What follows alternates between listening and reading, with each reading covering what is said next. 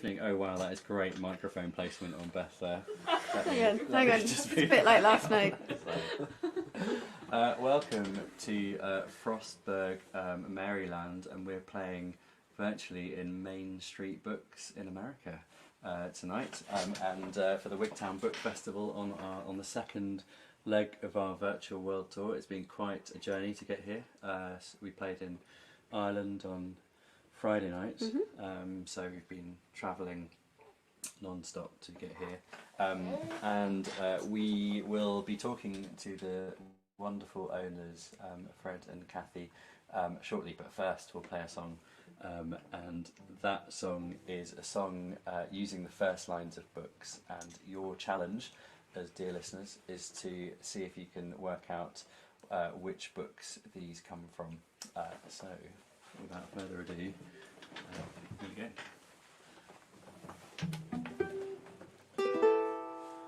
Do that too. Okay. 1, 2, 3, 2, 2, 3.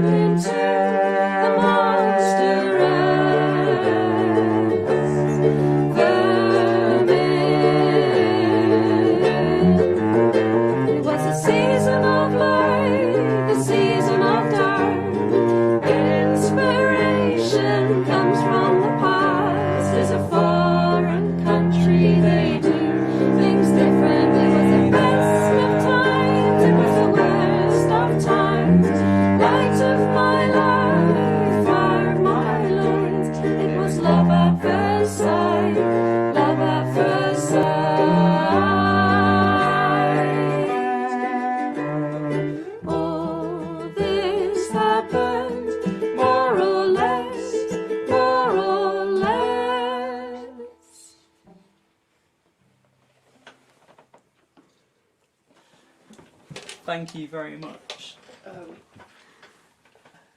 And we very much like to welcome Fred and Kathy, who are the owners of this amazing bookshop. Hi guys. Hello. Hello, Fred. Hello, Kathy. Hi. How are you? Really good, thank you. Very good. Can you hear us okay? Yes. Welcome to the dining room right table. next to each other. Thank you very much for having us. It's look, we're actually here. Look, that's just Yeah, one of the tables. in We're front of just us. on the other side of the table from you. Yeah, Oh, exactly. it's very And the cool. lighting I was is looking at identical. that picture and I thought how appropriate, because that really is the center of our store. I mean, that's where we do book signings. That's where we eat lunch. That's where we entertain guests who, if you were really there, we would invite you to the table. Right. Yeah. Right. Yeah. So it's really appropriate that we use that picture for your background.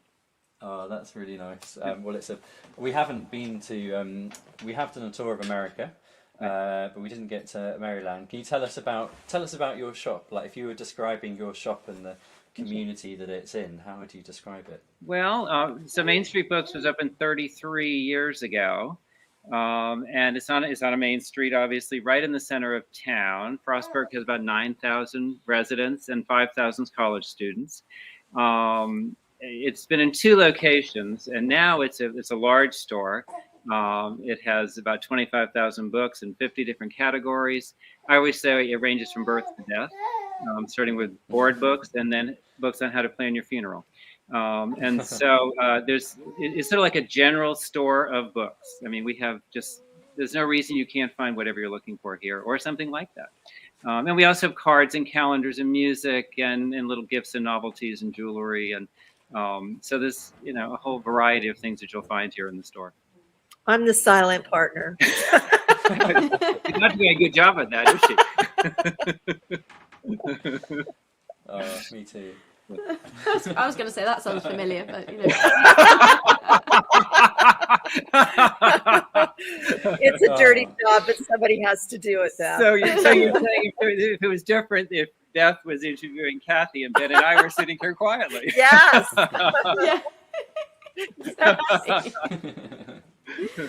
Oh, so we've actually met Fred and Kathy in person, not only over here in Wigtown, but in the States as well, which was a wonderful when you were surprise. playing in New York, yeah.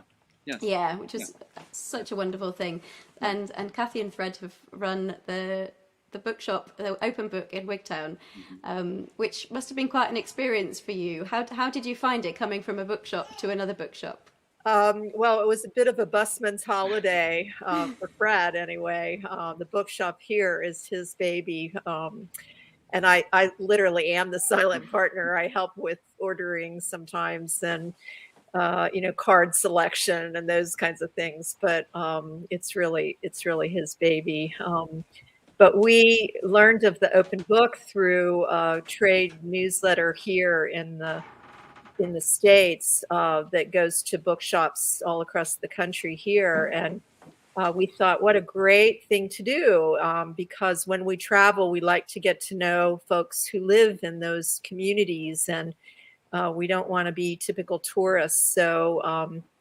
So the open book enabled us to do that. We stayed for 2 weeks and had a wonderful bookshop holiday, opened the store when we felt like it, per the instructions of our hosts. And we met some wonderful people, including Ben and Beth. Beth, you were pregnant with Molly then. Then we returned in 2019 to volunteer at the festival. So we were stewards in some of the sessions at the festival. We helped set up the marquee tent, which I understand they don't have this year, but sadly. Year, no. Yeah, sadly. But at any rate, we had a great time there. We met many authors. We attended our first Kaylee, which was great fun. And and it was just wonderful. And we got to meet Molly. So, yay! Oh, and in that's a good between year. visits, we had an opportunity to see you in New York on your U.S. tour. So that was even better. We're probably your own U.S. groupies. We like followed the country until we knew a place we could actually see you, and we met you there. You guys came in from Maryland. I just looked at the map to see where Maryland was, because my geography of America is appalling. Travelled cross-state to interstate. Well, fortunately for us, our daughter lives in New York City, so we were visiting her, and we got to see you at the same time. So it was great. Yeah, it was a real pleasure to have you there. And how has, I mean, I have to ask you this: how's the last year and a half been for you guys? I guess, do you have an online store, or did you have a way of keeping active during the time?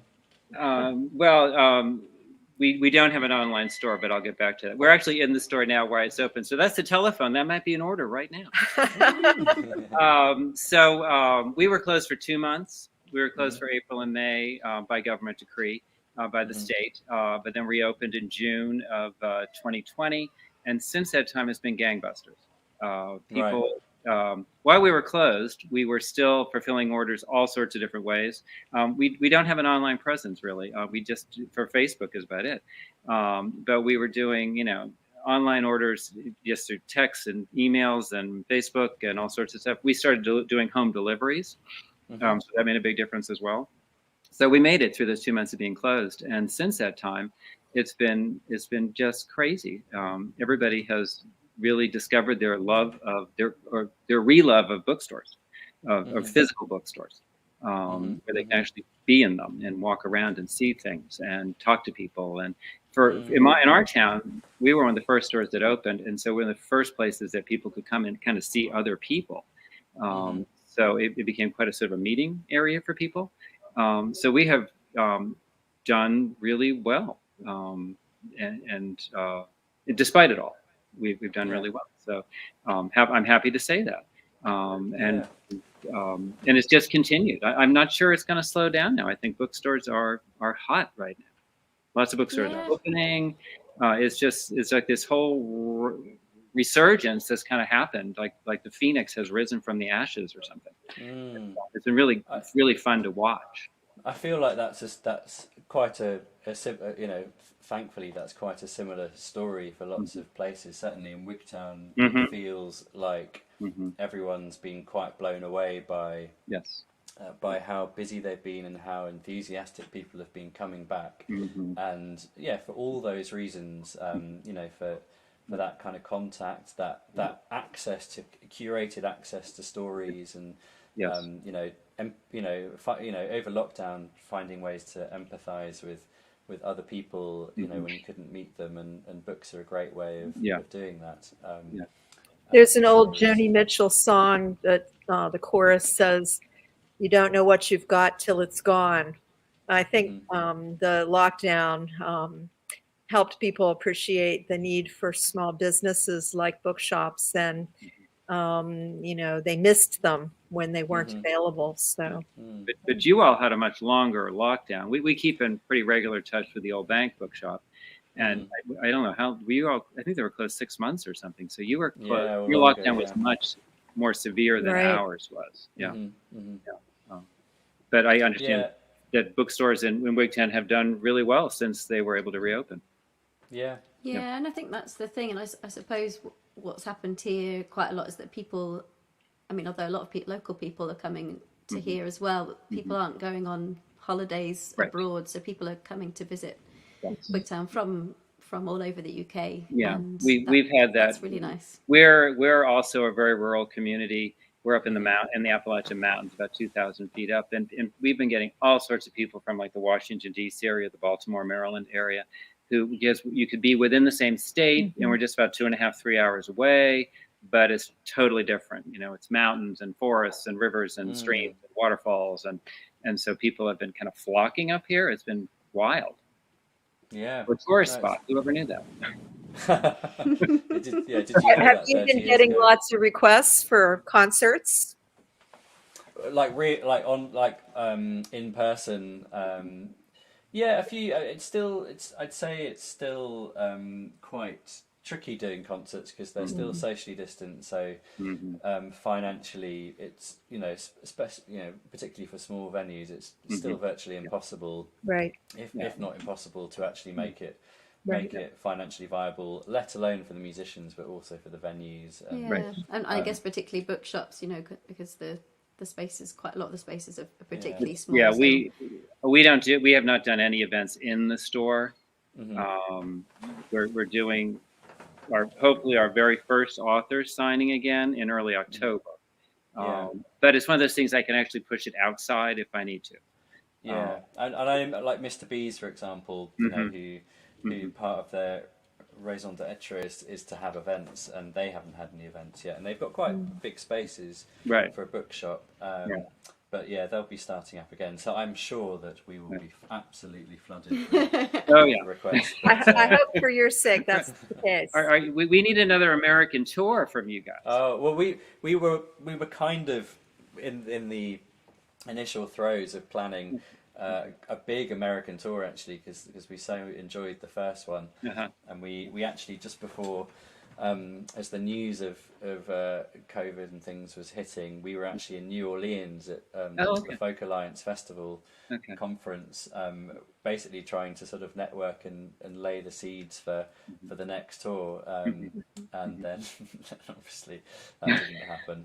And we've actually we pressed up our vinyl, our album from the American tour that we did, but obviously, and we were going to launch that on our second tour. But we're on tour now. We are on tour. We're on live. How are you? Yeah, you are. Virtually. Yeah. Have you done any live concerts yet? We've done what have we done? We've done a couple of festivals. I've had a few events with other projects as well. But we did a really lovely festival called Folk by the Oak, and we opened up for the festival. It was the day before the official England opening up day in July. So it was able to go ahead, but it couldn't be as big as it would have been. But what was really lovely and quite emotional was just seeing people kind of come into the festival space. Yeah. We were just sound checking, and you could just see people's faces lighting up, and the fact that they were coming to a live event, and the music, and just the joy of music and connection. And I realised how much I'd missed it, and how much that connection is really, is really important. As with for us books, and for I the think audience. there's going to be a new appreciation of live music, of live performance of any kind. Yeah. Every time I've seen music in the last, few months, it's been really, really powerful, I think. Yeah. And just communities coming today, and actually the opening of the book festival with the pipers just before the fireworks. Again, it was like people coming together, a lot of kids in dressing gowns just before bedtime, and just following the pipers down the road, and it just felt like such a warm, lovely thing for the community. It makes us miss being at the festival with you. Oh. Yeah, well, it's lovely to bring you in this way at the very least. It's lovely to see your faces. Well, thanks for the invitation. Thank you. Oh, It's thank a pleasure. you. Well, we thought we'd play a song inspired by an American author, which Beth. So my mum has just arrived from down south. Come on in, Mum. Oh. We have a live audience here. We've got a very tiny live audience. I'm just going to find the right instruments. Oh yeah. I know. Is that? Which one do you want? Maybe that one. Yeah. Just. Cheers. Mum's got a glass of wine. Long journey from Bath today, with the danger of the petrol shortages. But she made it. She made it. Yeah. So we're going to play a song that we wrote quite a few years ago now, but it was we were just approaching our 100th song in writing, mostly for Mr. B's Emporium of Reading Delights, the bookshop in Bath, and we were asking for suggestions of bookshops, of books to kind of make our 100th song.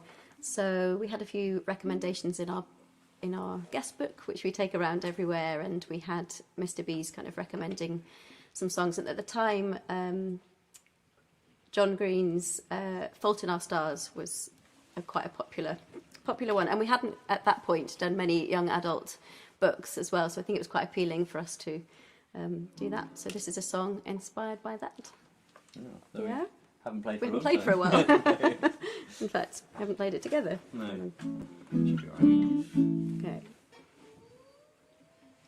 Okay, I might just move this a bit closer. Yeah. Is that okay? Yeah, it's fine. Thank you. Maybe I'll come and sit next to you. Oh yeah. Hello. Hi.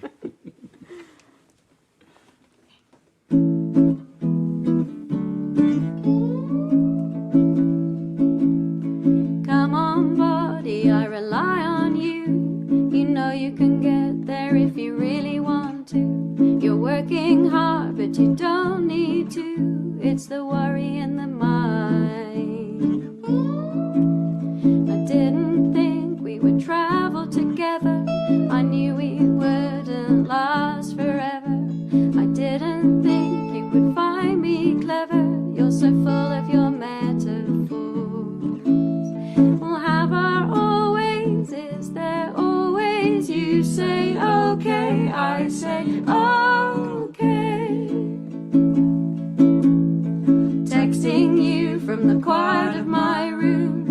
excited to see your name on my phone. A special place away from the gloom. Don't wanna be there alone.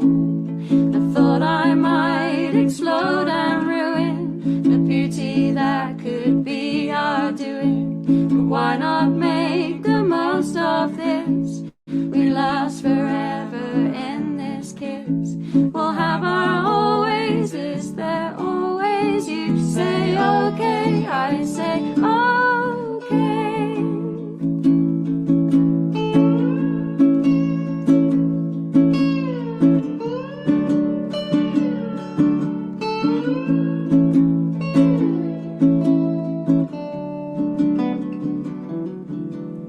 Some things they don't end like you think. Angels can exist without wings. Sharing my thoughts so they may be few. Body, I rely on you. We'll have our always. Is there always? You say okay, I say okay. You say okay, I say okay. You say okay, I say okay.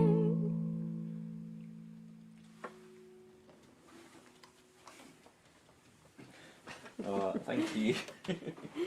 Thank you very much. We didn't make it into the film with our song, sadly. So Fred and Kathy, I'll just pull you off the screen, but you're there, and if you want to chime in with anything, just wave at me, and I'll see you. Okay, in the corner, will do. and we'll bring you back at the end. Okay. But I'm gonna click over to here now. So I put the camera at an odd angle, Beth. You look very short. I think also my chair is quite low down, so I do look. I'm quite small. So should we play another song and then Yeah. and then bring in our next guest? Yes. Okay. Yeah. So this next song is a song inspired by a book called Glow by Ned Bowman, and it's another one that Fred and Kathy requested, and it's the book itself has got a wonderful sort of psychedelic looking fox on the front cover, but when you're reading it, there's not many foxes in the book. They kind of scamper through the text incredibly fleetingly, and they sort of pop up in really odd places. And so you're kind of thinking, what on earth are these foxes doing, like on the top of double-decker night buses or in someone's bedroom, and then they just vanish and the story goes on. So we wrote a song trying to imagine what these foxes were doing in this book, and it's called We Are the Foxes.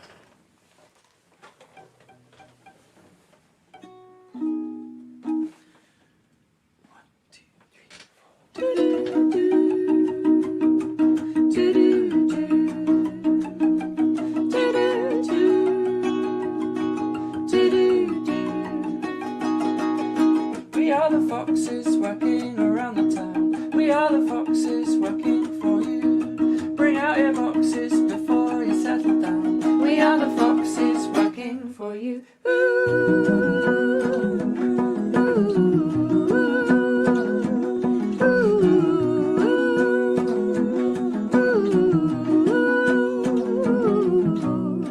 Don't be afraid, cause you know what we prefer. Smile on your faces, that's what we do. Don't need to pay us, we're happy in our work. We are the foxes working for you.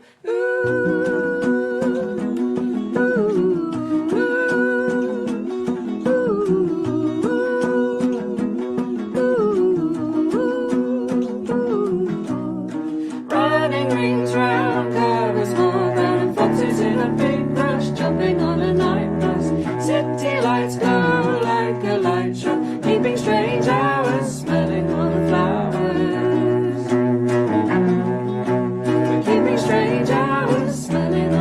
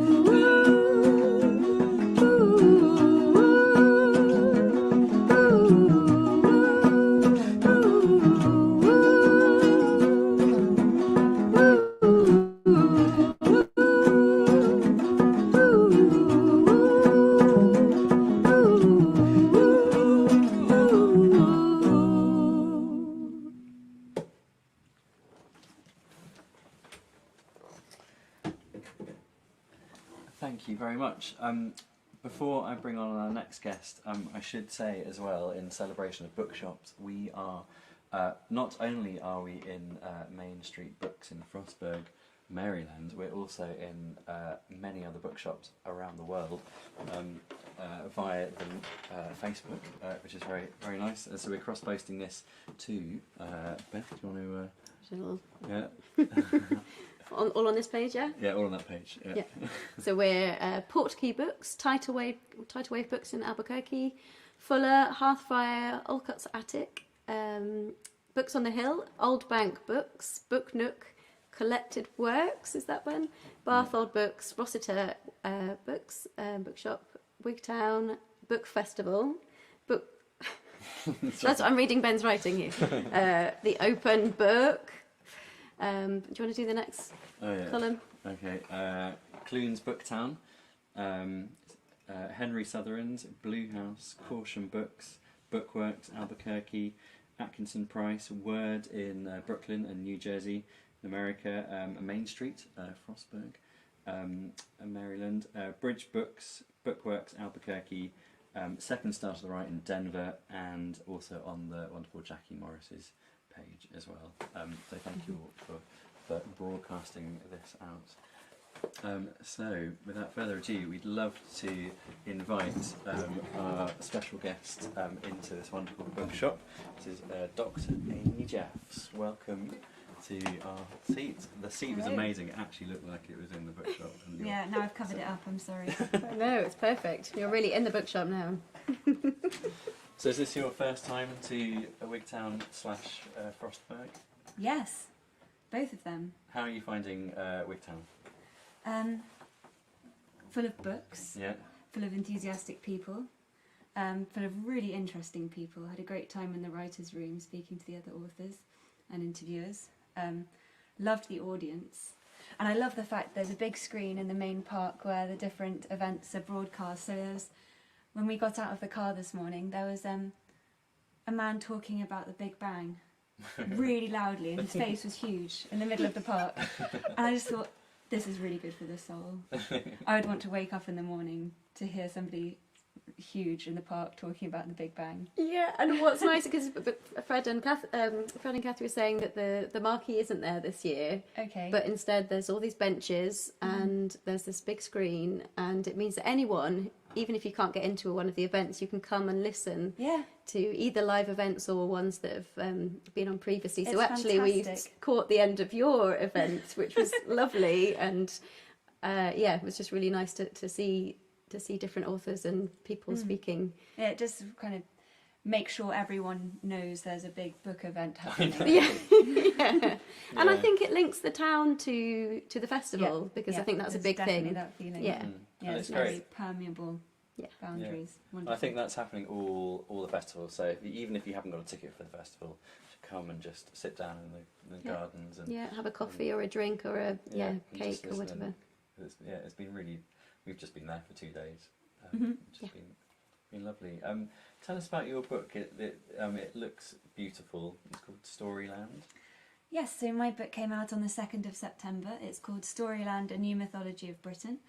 And it tells a history of Britain through medieval eyes. So my PhD was on a manuscript that contained the origin myth of Britain, a text called the Roman de Brut, which is a translation of a Latin text called The History of the Kings of Britain.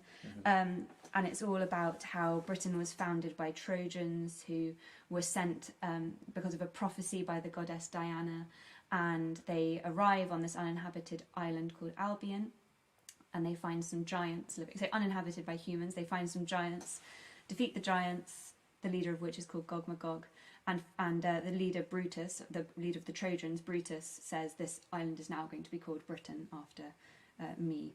And so that was the sort of key text that I began with, but then I brought in the sort of Scandinavian origin myths and also the Scottish and Irish ones. It's primarily about Britain and how the dominant cultures that came to be in Britain by the Middle Ages saw themselves having arrived, and how those stories were then used for all sorts of political reasons, and so they start playing a much sort of grander role in history. Well, absolutely. I mean, when you describe that text to me, I'm like, well, that's a really sounds like a fun story. But the person who wrote it, and at that time, I guess it was fact. It was history. Giants could be real. They are Yeah. in the Bible. Mm-hmm. There's Goliath. Mm-hmm. There's the giants that are the progeny of the fallen angels and human women in Genesis, and prophecies could be real, and pagan statues could be animated by demonic spirits. All that stuff is possible. And this history of Britain, the Brute, although it's not the only source text that informs Storyland, really was the dominant history of Britain, especially through English eyes, until the sort of early 16th century. And so that's what this book is, a retelling of medieval myths and legends from a variety of sources, running chronologically from the flood, or from just before the flood, the Great Flood, up to the Norman Conquest. And each story is put in context with a sort of semi-academic commentary explaining the texts I've used, how I might have tweaked the story to give it more of a modern relevance, but how authors in the Middle Ages did exactly the same thing if they needed to serve the interests of a patron. So that's really what the book is. And it's illustrated with lino cuts, which was kind of how it was born. So I did the lino cuts as a project when I was finishing my thesis, and it was the lino cuts that really made me think, hang on, these are actually good stories. I don't just think they're good because I've been studying them. These are bangers. And I guess you could visualize them. They form this image. I mean that and the parallel. What that's reminding me of is when we did our first series of albums. We'd recorded everything and it was all in post-production, and then I just we needed some artwork, so I just started doing liner cuts for every single song. Great. And there was it's like 50 songs on there, so there's quite a few liner cuts. But it was that same thing of you have this other thing, and then it gives you, because each of them gave me quite a strong image for them. It can help you find with because I was doing some songwriting at the end as well to kind of give life to the lino cuts, because I was also doing 50, and I think that when you dance around media, you can actually hit on the emotional sort of nub of a story. So I sympathise with that story. Yeah, and that's nice because our songs were started as books as well, so it's a nice journey, and it sounds like you've done the same thing. There's a journey with these stories, and I don't know keep them alive. Whether you think sort of like prose is like the long drink, and the poem or the song is like the shot. That's a good way of It's like you've got to find the thing that's like what has to be communicated about the story. Yeah, so the immediate, and also how to convey that to other people, and what will hitting the emotion, or with, like you're saying, with that kind of getting to the core of something. I think it's the same with images. If you've got one image to illustrate a story with, it's the same as like how you're going to make a 3-minute song. And it's not that image sums up that story or replaces it. It's like that's your, I guess, like for us and books and songs, our song is our, emotional response to that, that 4-minute emotional response to that 15-hour experience of reading that book. And what's interesting is that when we, in theory, when we play that song, and you'll, because music is such an emotive thing, you'll get an emotional response to the song, and actually what you're doing, and you'll be like, oh, I might want to read that book because that, that made me really sad or something, which you maybe couldn't do. Music is one way of doing it. Sure, I mean, I haven't read the book that Foxes is based on. I want to now, and I think, and I didn't. It was the humour in the Foxes and the fact that they seem to me, from your song, to be the equivalent of the pixies that fix the shoes in the story of the cobbler and the pixies. They're kind of out at night doing all sorts of things, and there's something very funny in the music, in the way that you. Exactly, and the book's not particularly humorous. It is in a way, but it's got a kind of a slightly dark humour, I suppose, to it. But it's just something that can come out, and that's what you've Ben, particularly in that circumstance, you brought that out of it, and that gives it a new life, and then it's it appeals to kids as well. But the book isn't for kids at all, but it just has that journey. There's something quite medieval about that, like with the Roman de Renard. He was a very famous fox character in the Middle Ages.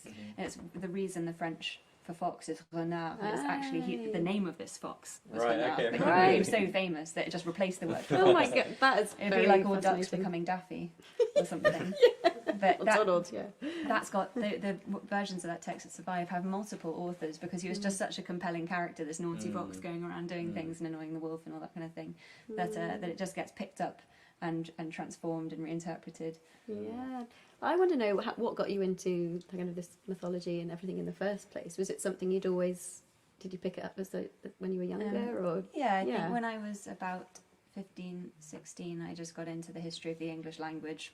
I don't know why, and I started reading about it, and that brought me to Old English literature and some of the poems in the Exeter book, which is a manuscript of Old English poetry, and riddles. I was talking about the riddles earlier today. Some of them are quite rude. And one of the elegies in particular, Wolf and Eardwatcher, is in the female voice, which is very unusual for vernacular English literature of this period, and is extremely sort of full of yearning. It was the way it almost told a story. This woman's she says, "I'm on an island, Wolf is on another, safe as that island, surrounded by fens."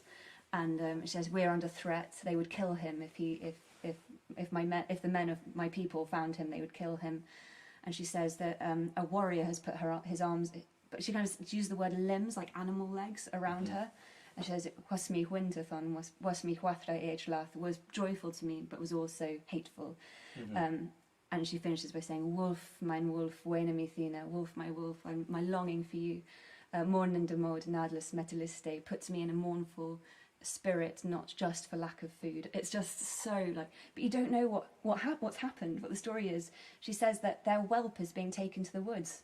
It's like so sad. I've actually got goosebumps just talking about it. But you don't know what the story is. So that's, I think it was meeting that poem in when I was maybe 17, and then becoming entranced by this early medieval literature, studying it. And then, of course, when you study anything, that's it. You know, you're in. And it's sort of an endless. Because this thing leads you on to This another. thing, so I went from there to manuscript illumination, to 14th century and marginalia, and then that's kind of what happened. Yeah, and I guess it becomes very visual as well. Like as you're going. So I mean, these I guess a lot of them are, typed out somewhere, but the further back you go to original sources, you get, you start dealing with texture, with colour, with script and handwriting. You're trying to get every bit of evidence out of a manuscript. Exactly. So I remember a supervisor of mine, Professor John Loudon, said, always check the fly leaves of a manuscript, the first and last page, because that's where people test their pen or scribble something, or there's an owner's mark, or it's the last. I don't know if people listening have books where they put something special on the first or last page. It's trying to, and even looking at manuscripts under a raking light, so that you can see any scratches and sometimes you get names just pressed into the parchment, and all sorts of evidence from that. So it's a very addictive discipline, certainly, the study of medieval manuscripts. Yeah, and I love that thing of what we take as like a ridiculous story to someone else's fact, and it's reminded when I was studying, we had to write a piece on the Lost Word, Conan Doyle's The Lost Word, and everyone was given a copy of the cheap paperback edition of it, and I didn't really like it, and I kind of quite like reading the original, so I went to the library and they had some original copies of, I think it was The Strand that it was in, and I picked it up and I realised it wasn't presented as a novel, it was presented as a story, as fact. Yeah. It had all the photos in there of the dinosaurs, like really good photos of dinosaurs that they found. Yeah. And just that realisation of it, this is being translated. This has been translated to a fun story, but the way it was presented, and obviously it always was a fun story, but the way it was actually presented in its original form was as a news story, actually, and then suddenly you realise why it was such an amazing thing. You get it. Yeah. You just have to get physical with it. That's fantastic. Yeah. No, I haven't really done much of that at all in my life. But have you always got the translations of what you're reading, or is it up to you to find the translations? Or does it depend on what you discover? There are many brilliant scholars out there to whom I am indebted, and so at the end of Storyland, I do include a list for each chapter, all of the editions and translations I've used. I love having the original language version next to it, because you can pick up nuances because every act of translation is an act of interpretation. Like with that poem Wolf and Erdwatcher, there are so many puns in it that work in Old English that don't work in modern English. Right. And like the limbs of the warrior being like the limb, it's a word that means animal limbs, but we don't have that word now. So, I think it's important to remember the original language and the original context, as well as enjoying the fact that really bright people have come through and translated and edited and transcribed. Yeah, absolutely. And I suppose that's true of lots of translations of contemporary books as well, that in certain language, these kind of bits of language will be funny or will mean different things, and we just don't have those words for them in English or in different languages. So it's, I think we're talking about lots of versions of translation, with you translating from a book to music, and then a text to lino cut, and it's all, and even a medieval original thing to a retelling or to a very scholarly translation. It's all ways of kind of orbiting these stories and trying to get at something. Yeah, and they kind of, and I guess what we do is it's just responses. And that's kind of, that's really nice, because there's no wrong answer for a response. It's a great human collaboration. Yeah. Across the ages and down the centuries. Yes, that's the Exactly. other thing, exciting. isn't it? And then with instruments as well, since cello's a couple of hundred Oh, years you old. see that. Sorry. No, I was just going to say, we're bringing kind of older instruments into the picture as There's well. an amazing sitole in the British Museum that you probably have seen. It's from about 1340, and it's carved out of a single piece of boxwood. It was converted into a kind of violin in the Elizabethan period, but the fingerboard has just these incredibly, Google it, everybody, after this. Not now. Concentrate now. But it's got these dense forest scenes with pigs being given acorns and men climbing up the trees and picking things, and it's like you see those kinds of instruments depicted in the margins of medieval manuscripts alongside the kinds of texts that might have been performed or even sung at feasts. And it's just a reminder that we have these stories preserved in manuscripts, and yet they would have had this living performed dimension too, and with instruments, and with perhaps even older instruments, and it's just like you're doing.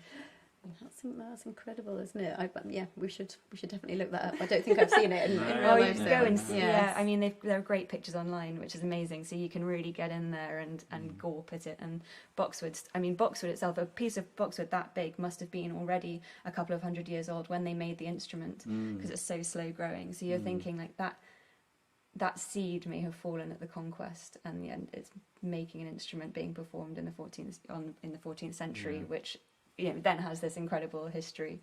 Beyond that, it's just like probably would have been seasoned for like 50 years as well. Yeah, probably.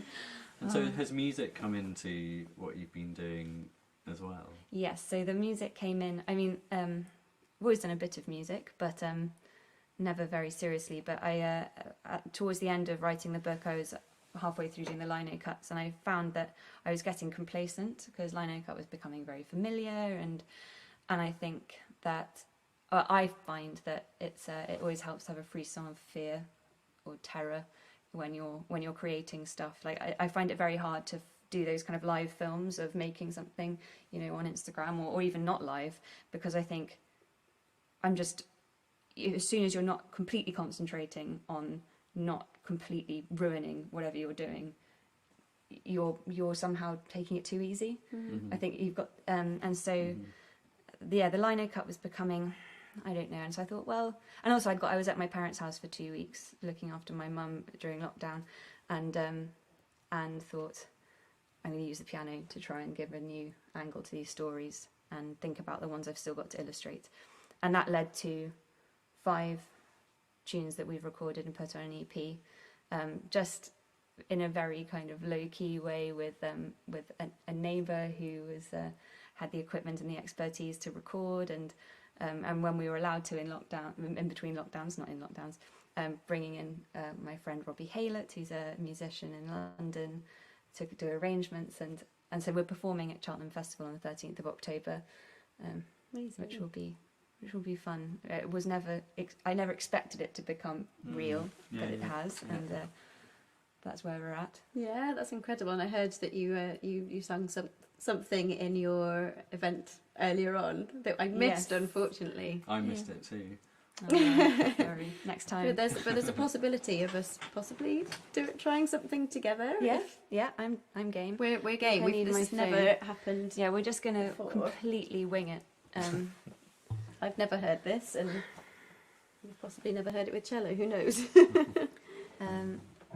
So it goes verse, verse, chorus, verse, chorus.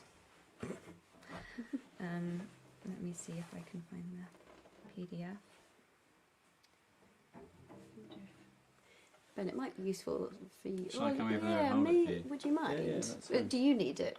No, To I look at. shouldn't need it. Okay. I shouldn't need it. Well, Ben, you can prompt both of us in that case. Okay, you might need to. Yeah, do some scrolling. This is Okay. Oh. live. Okay. Do you want to scooch over so we're more in? Okay. Can I have a note? So let me. What's your note? Oh, there it is. So you'll be. That's the A. Well, let's hang on. Ya da da da da dee dee dee dee dee. Okay, cool. Let's just go. Let me just double check the chords. So F, A minor. Sorry, keep it still for a second.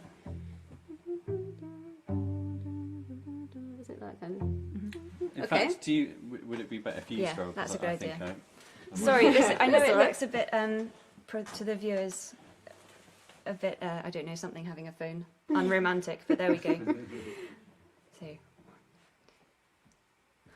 I used to wash him clean by the fire, and I used to watch him dress by the forest, and we used to cook our meals in a hollow, and we had nothing, and we had everything. Now you say beauty is in the music and in the metal of war, in troops and cavalry you're deluded. I prefer the sea, and I prefer the trees. Bring me the one with the hair as the crow and the softest snow white skin. Show me lips as red as blood, and I will show you love.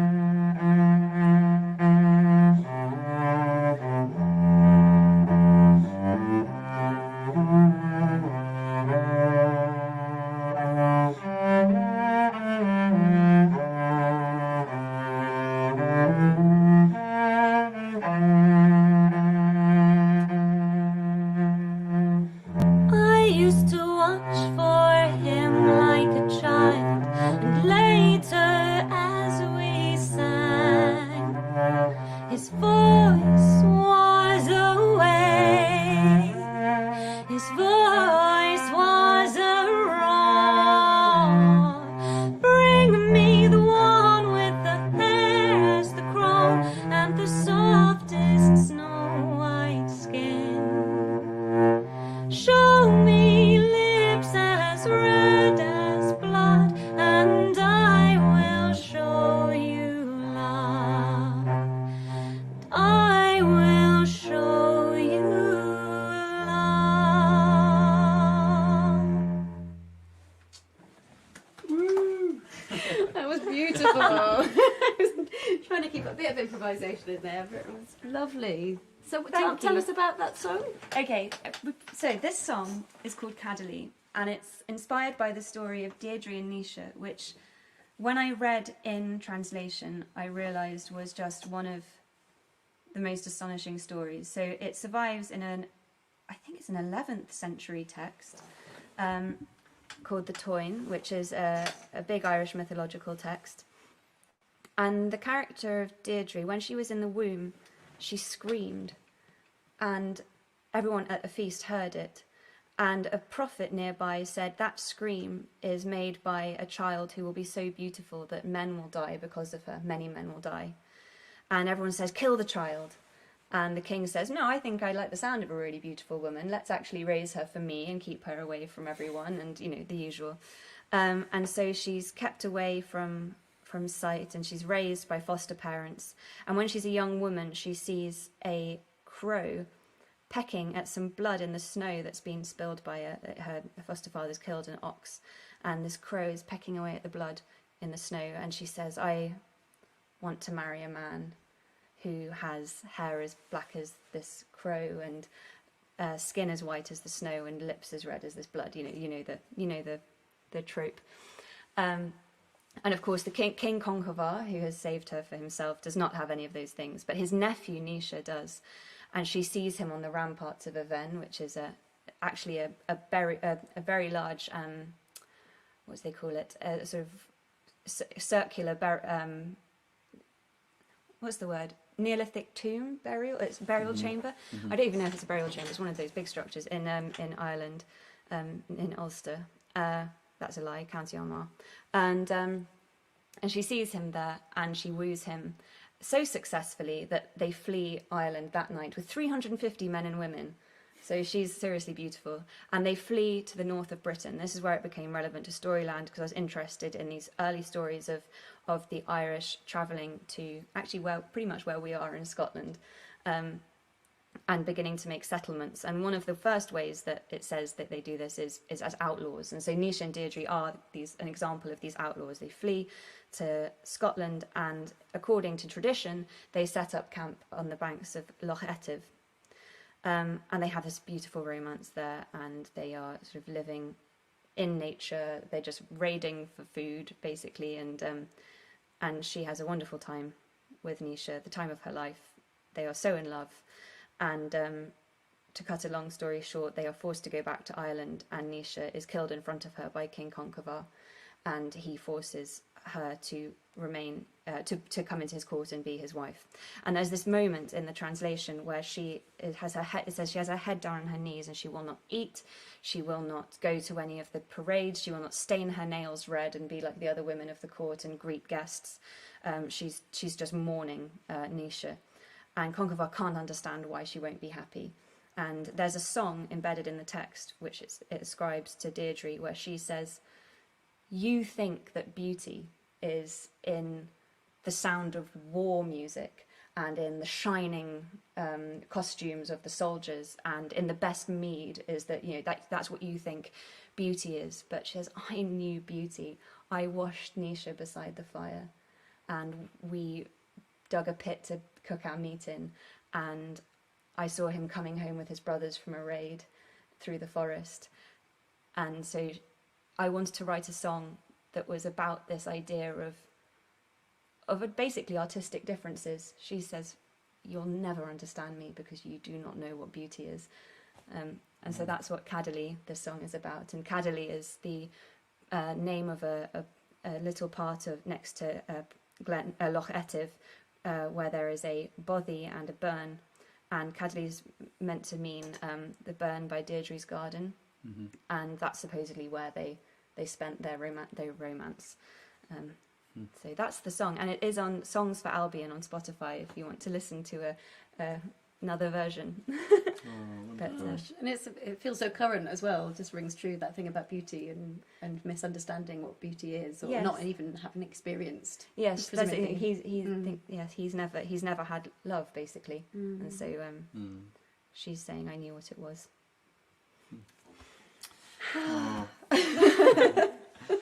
Thank you. Thank you very much. I can't wait to I can't wait to read the book, listen to the album EP, and look at all the liner cuts. I know, what an get kind of all these experience. emotive pangs from all these different Yeah. sides. Thank you. I heard that you sold out of books earlier on. Is that true? Yes, well, it's one of these things. So it's really excitingly, Storyland's gone to 2 more reprints, which is great. Yeah. But there are issues at the moment with getting things quickly into bookshops. So I'm overjoyed that people are enjoying it, and I think there's plenty still online, and there's probably lots in bookshops all over the place.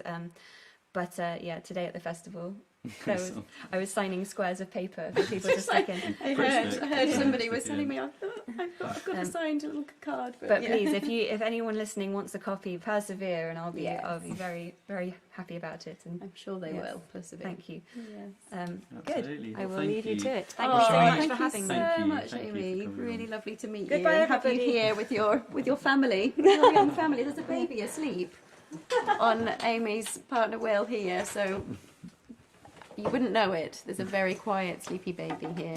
Quiet, sleepy husband. Yeah. Well, shall we wrap up with one more song? Yeah, that would be good. We were trying to think of an appropriate song. It's kind of it's possibly a bit beyond medieval, but it still has a. I feel like it has a connection somehow. So we thought we would play a song inspired by Robert Macfarlane's Underland, and the song is called Deep Time.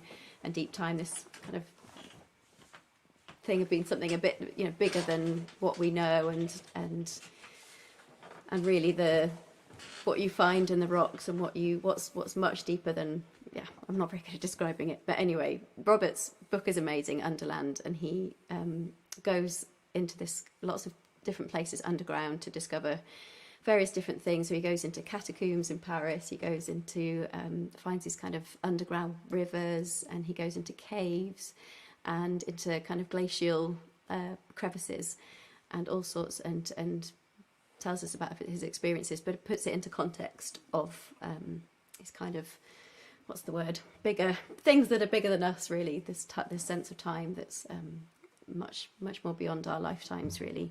So stop talking, Beth, we'll just play the song.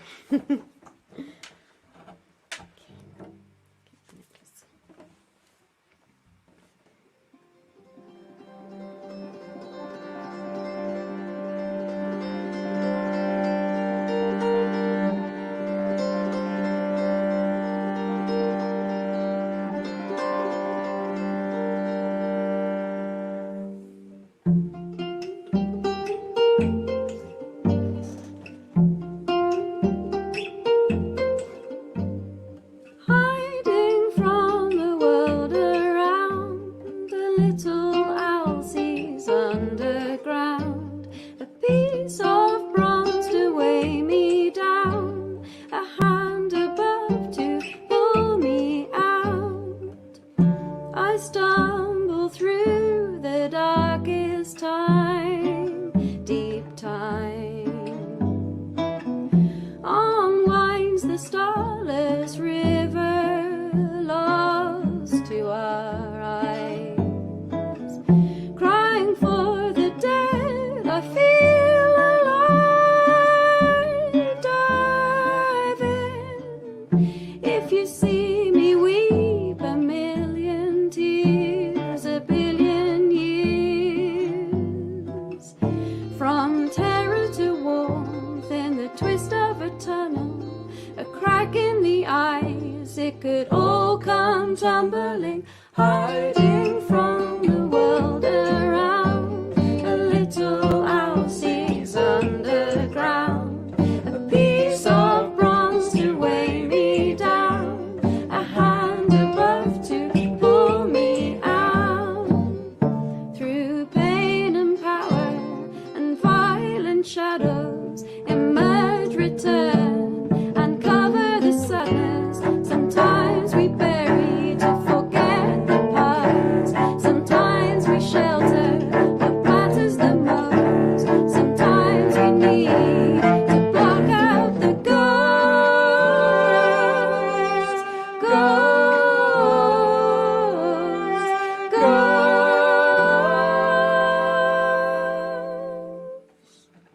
Below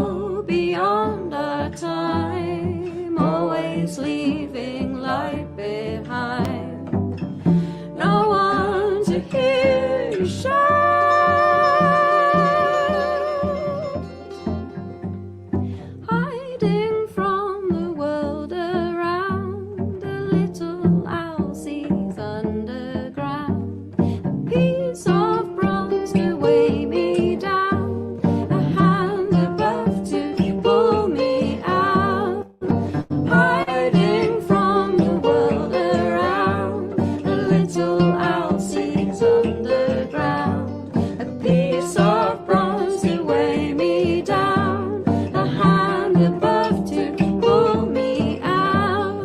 Hiding from the world around, a little Elsie's on the ground. A piece of bronze to weigh me down, a hand above to pull me out.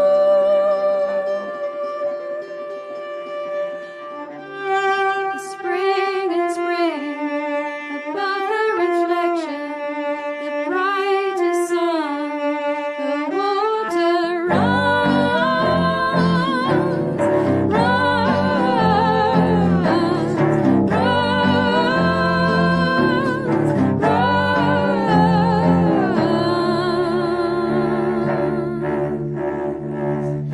Leave a mark to tell my children's children's children's child. Bury the fear, the fight, so we don't wipe them out. Running through the world around, the little boy sees over ground. A fleeting thought to bring me down, a hand below to pull me out.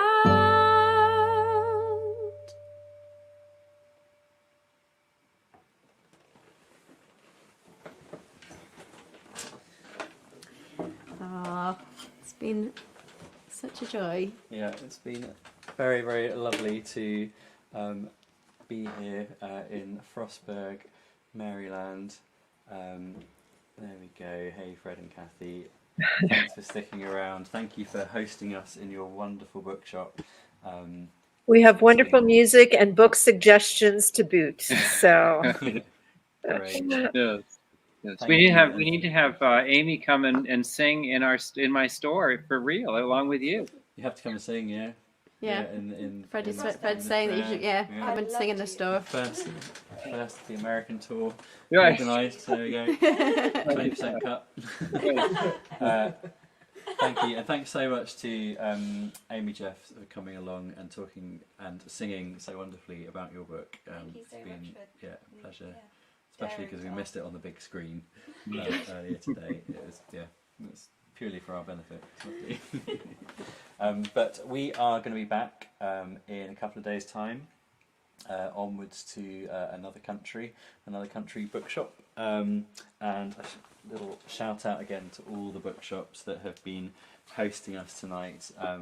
Portkey, Tidal Wave, Fuller Books, Hearthfire, Olcott's Attic, Books on the Hill, Old Bank Bookshop, Book Nook Collected Works, Bath Old Books, Roster Books, Wigtown Book Festival, and the Bookshop and the Open Book. Clunes Booktown, Henry Sutherland's Blue House, Corsham, Bookworks, Atkinson Price, Word, Main Street, Bridge Books, Bookworks, Jackie Morris, and Second Star to the right. So thank you so much to all of you as well. And thank you to everyone who's tuned in. Sorry we haven't been asking for any questions. We've kind of run out of time now, but I'm sure if you put a question up, we can fire that over to anyone. But we've got people from all around the world. Karen Prius, Lissalot, Sue Taylor, Ken Humphreys, Mark Norris, and thousands of names I don't recognise. And we've got people who have actually made it to Wigtown who've been from our online presence. So Ken and Karen Humphreys, am I saying the right name? Who were actually dancing to my cello playing earlier on in the gardens, which was really lovely. And then they introduced themselves, and they're so familiar online, so it's really lovely to meet some of you in person who we've only seen our lockdown shows and things. So thank you. Thank you everybody, and we'll be back in 2 days' time. So that would make that Tuesday, wouldn't it? It would. Tuesday, same time, same place. Well, happy festival. Thank you so much. Fred and I hope to see you soon. Hope to see you next year. Bye-bye. Bye-bye. Bye everybody. Bye.